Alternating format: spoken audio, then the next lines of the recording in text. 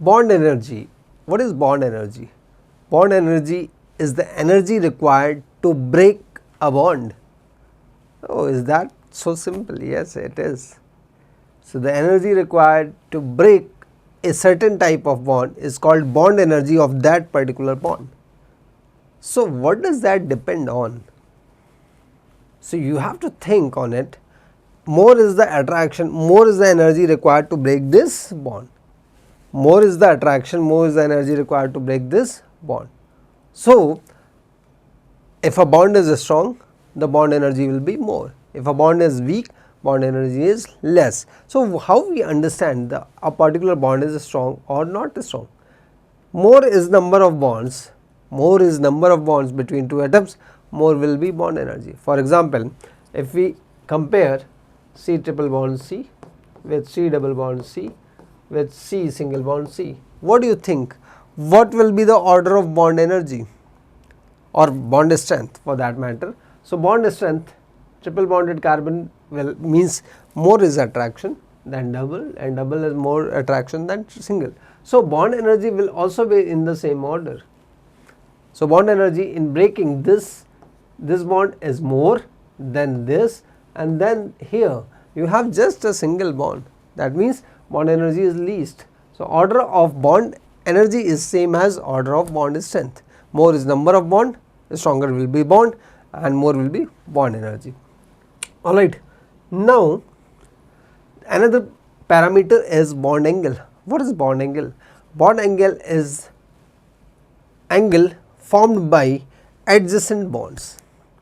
Angle formed by adjacent bonds. How you will understand that? How you will calculate what bond angle is? So, that is, there is a simple trick. Just remember that from hybridization we will figure out what the bond angle is. For example, if hybridization is SP, bond angle is 180 degree. Hybridization SP2, bond angle 120 degree. SP3, 109.5 degree. SP3D, there you will have two types of bond angles. One will be bond angle between equatorial bonds and another will be equatorial and axial bonds. One will be 120 degree, equatorial bonds will be at 120 degree, and axial and equatorial bonds will be at 90 degree. Alright, and in SP3D2 you will have bond angles 90 degree and 180 degree. So, through hybridization you can understand what type of bond angle is present, and when they are more, when they are less, I will give you a trick for that as well. More is the number of lone, if you are taking 3 molecules of the same hybridization. For example, if I take 3 molecules of the same hybridization, one is CH4, one is CH4, one is CH4, another is ammonia, another is ammonia, and the third one is water. Both three of them have same hybridization. Here hybridization is sp3 for the carbon, hybridization of carbon is sp3, nitrogen has sp3 hybridization, and here oxygen has sp3. As I told you, sp3 hybridization bond angle expected is, for sp3 hybridization bond angle expected is 109.5 degree, right. Now here as lone pair increase, bond angle decrease, lone pair increase, bond angle decrease. Now in carbon, number of lone pair on carbon is, in methane number of lone pair on carbon equals to 0. In ammonia number of lone pair on nitrogen is 1. In oxygen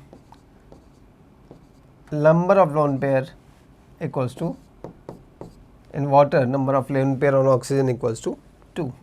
So expected bond angle is, this will have the highest and water will have lowest, that is what has been observed.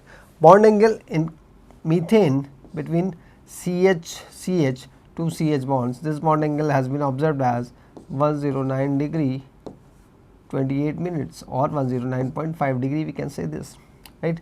So 109.5 degree, and this bond angle is, this is 107 degree and in water bond angle comes out to be 104.5 degree. So, you can observe as number of lone pair is increasing, bond angle is decreasing. So, that is what we figured out between a relation between lone pair and bond angle. Higher the number of lone pair, lesser will be bond angle. So, that is it.